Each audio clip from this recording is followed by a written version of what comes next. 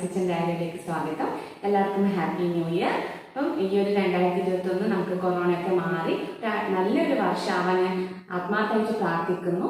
അപ്പം നല്ലൊരു വർഷം തന്നെ ആയിരിക്കും എന്ന് വിചാരിക്കുക അല്ലേ. അപ്പൊ ഇന്ന് ഞാൻ വന്നിരിക്കുന്നത് ഒരു അടിപൊളി സ്നാക്സ് റെസിപ്പി ആയിട്ടാണ്. കോഴിത്തലയണ എന്നാണ് സ്നാക്സിന്റെ പേര്. നിങ്ങൾ എല്ലാവരും വീഡിയോ കാണാൻ ഇഷ്ടമായിട്ടുണ്ടെങ്കിൽ ലൈക്ക് ചെയ്യുക, ഷെയർ ചെയ്യുക, സബ്സ്ക്രൈബ് ചെയ്യാത്തവരാണെങ്കിൽ സബ്സ്ക്രൈബ് കൂടി ചെയ്യാം. ഓക്കെ, അപ്പൊ നമുക്ക് നോക്കാം എങ്ങനെയാണ് അടിപൊളി കോഴിത്തലയണ തയ്യാറാക്കുന്നത്.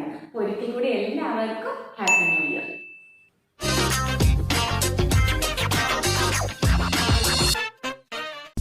അപ്പം നമുക്ക് കോഴിത്തലയണ ഉണ്ടാക്കാൻ തുടങ്ങാം. ഞാനിവിടെ ഒരു 150 ഗ്രാം ചിക്കനാണ് എടുത്തിരിക്കുന്നത്. ആദ്യം നമുക്ക് ഇതിലേക്ക് 1/4 ടീസ്പൂൺ മഞ്ഞൾ പൊടിയും 1 ടീസ്പൂൺ മുളക് പൊടിയും ചേർത്ത് നന്നായിട്ട് മിക്സ് ചെയ്യാം. ഇപ്പം ഞാൻ മഞ്ഞൾ പൊടിയും മുളക് പൊടിയൊക്കെ നന്നായിട്ട് മിക്സ് ചെയ്തിട്ടുണ്ട്. ഇനി നമുക്കിത് എണ്ണയിലിട്ടിട്ടൊന്ന് ഫ്രൈ ചെയ്തെടുക്കാം. ഫ്രൈ ചെയ്യാൻ വേണ്ടിയിട്ട് ഞാനിവിടെ ഒരു ഫ്രൈങ് പാൻ വെച്ചിട്ടുണ്ട്. അതിലേക്ക് സൺഫ്ലവർ ഓയിലാണ് ഒഴിച്ചത്. അപ്പോൾ എണ്ണ ചൂടാകുന്ന സമയത്ത് നമുക്ക് എടുത്തു വെച്ചിരിക്കുന്ന ചിക്കൻ ഇതിലേക്ക് ഇട്ട് കൊടുക്കാം.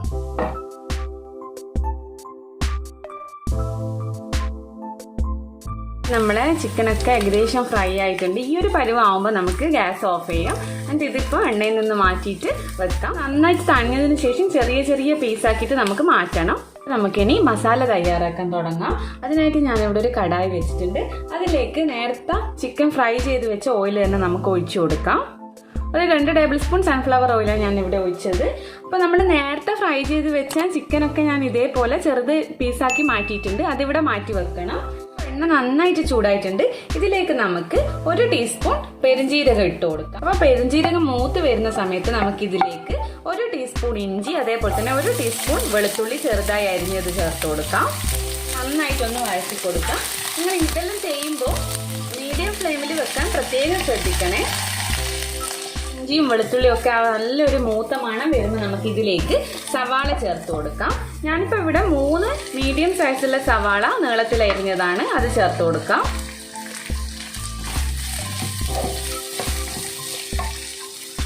ഉപ്പും കൂടി നമുക്ക് ഇതിലേക്ക് ചേർത്ത് കൊടുക്കാം. പച്ചമുളക് ചേർത്ത് കൊടുക്കണം. അപ്പം ഞാനിവിടെ ഒരു 3 പച്ചമുളക് വട്ടത്തിൽ അരിഞ്ഞിട്ടുണ്ട്, അത് ചേർത്ത് കൊടുക്കാം. നിങ്ങൾ എരിവിനനുസരിച്ചിട്ട് പച്ചമുളകിന്റെ അളവ് കൂട്ടോ കുറയ്ക്കുകയോ ഒക്കെ ചെയ്യണം. നിങ്ങൾ ഓരോ ആൾക്കാരെയും താല്പര്യത്തിനനുസരിച്ചിട്ട് ചെയ്താൽ മതി.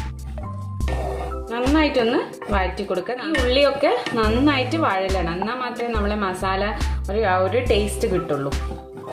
അപ്പോൾ നമ്മൾ ഉള്ളിയെല്ലാം ഏകദേശം നന്നായിട്ട് വാടി വന്നിട്ടുണ്ട്. ഇനി നമുക്ക് ഇതിലേക്ക് പൊടികൾ ചേർത്ത് കൊടുക്കണം. അപ്പോൾ ഞാൻ ആദ്യം തന്നെ ഒരു 1/2 ടീസ്പൂൺ ഗരം മസാല, അതേപോലെ തന്നെ 1/2 ടീസ്പൂൺ മഞ്ഞൾ പൊടി, 1 ടീസ്പൂൺ മുളക് പൊടി, ഇത്രയും പൊടികൾ ചേർത്തിട്ടുണ്ട്. നന്നായിട്ടൊന്ന് മിക്സ് ചെയ്ത് കൊടുക്കുക. പൊടികളെയൊക്കെ പച്ചമണം മാറിയാൽ നമുക്ക് ഇതിലേക്ക് തക്കാളി ചേർത്ത് കൊടുക്കണം. അപ്പോൾ പൊടികളൊക്കെ ചേർക്കുമ്പോൾ നിങ്ങൾ എപ്പോഴും ലോ ഫ്ലെയിമിൽ വെക്കാൻ പ്രത്യേകം ശ്രദ്ധിക്കണം. അല്ലെങ്കിൽ നമ്മൾ പൊടികൾ ഇട്ട പാടെ തന്നെ അത് ഒന്ന് കരിഞ്ഞു പോകും. പൊടികളൊക്കെ പച്ചമണമൊക്കെ നന്നായിട്ട് മാറിയിട്ടുണ്ട്. ഇനി നമുക്ക് ഇതിലേക്ക് ഒരു വലിയ തക്കാളി ചേർത്ത് കൊടുക്കാം. നിങ്ങളുടെ കയ്യിൽ ചെറിയ തക്കാളി ആണെങ്കിൽ 2 എണ്ണം ചേർത്ത് കൊടുക്കണം. നന്നായിട്ടൊന്ന് മിക്സ് ചെയ്യാം. ഈ തക്കാളിയൊക്കെ നന്നായിട്ട് വെന്ത് ഉടയണം. അതുവരെ നമുക്കിതൊന്ന് മൂടി വെച്ചിട്ട് വേവിക്കാം. ലോ ഫ്ലെയിമിലാക്കിയാൽ മതി. അഥവാ കഴിഞ്ഞു പോകുന്നതായിട്ട് നിങ്ങൾക്ക് തോന്നുന്നുണ്ടെങ്കിൽ മാത്രം കുറച്ച് വെള്ളം ഇതിലേക്ക് ഒഴിച്ചു കൊടുത്താൽ മതി. ഞാനിപ്പോൾ ഇത് മൂടി വെച്ചിട്ടൊന്ന് വേവിച്ചെടുക്കുന്നുണ്ട്.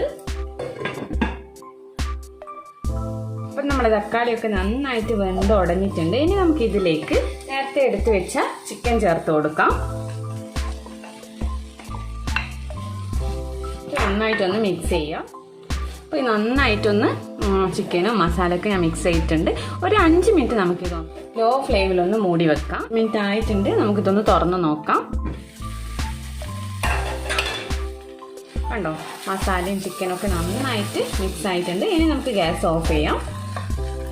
നമുക്ക് മാവ് കുഴക്കാം. അതിനായിട്ട് ഞാനിവിടെ മൈദ മാവാണ് എടുത്തിരിക്കുന്നത്. അപ്പോൾ ഇതൊരു 200 ഗ്രാം മൈദ മാവ് ഉണ്ടാവും. അപ്പോൾ ഇതിൽ നമുക്ക് ഇത് ചപ്പാത്തിക്കൊക്കെ കുഴക്കുന്ന പോലെ നമുക്ക് നന്നായിട്ടൊന്ന് കുഴച്ചെടുക്കണം. അപ്പോൾ ഞാൻ അല്പം ഉപ്പും കൂടി ചേർത്തിട്ടുണ്ട്. അല്പമായിട്ട് വെള്ളം ഒഴിച്ചിട്ട് ഇത് നന്നായിട്ടൊന്ന് കുഴച്ചെടുക്കാം. അപ്പോൾ ഞാൻ നന്നായിട്ട് കുഴച്ചിട്ടുണ്ട്. ഇവിടെ നമുക്ക് നല്ല സോഫ്റ്റ് ആയിട്ടുള്ള ഒരു ഡോ കിട്ടിയിട്ടുണ്ട്. ഇനി നമുക്കിത് ചപ്പാത്തിയൊക്കെ പരത്തുന്നത് പോലെ പരത്തി അതിൻ്റെ ഉള്ളിൽ ഫില്ലിങ് വെക്കുവാണ് വേണ്ടത്. അപ്പോൾ ഞാനത് കാണിച്ചു തരാം. നൈസായിട്ട് പരത്തിയെടുക്കണം.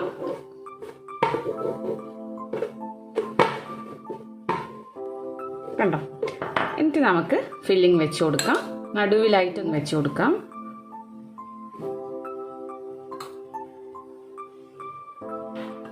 നാല് ഭാഗത്തുനിന്നും നന്നായിട്ടൊന്ന് കവർ ചെയ്ത് കൊടുക്കാം.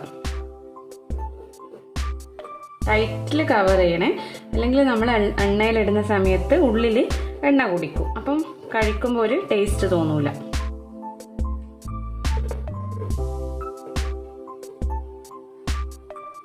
കണ്ടില്ലേ, അടിപൊളി തലയണയല്ലേ. അപ്പോൾ ഇതേപോലെ നമുക്ക് എല്ലാം ചെയ്തിട്ട് വരാം.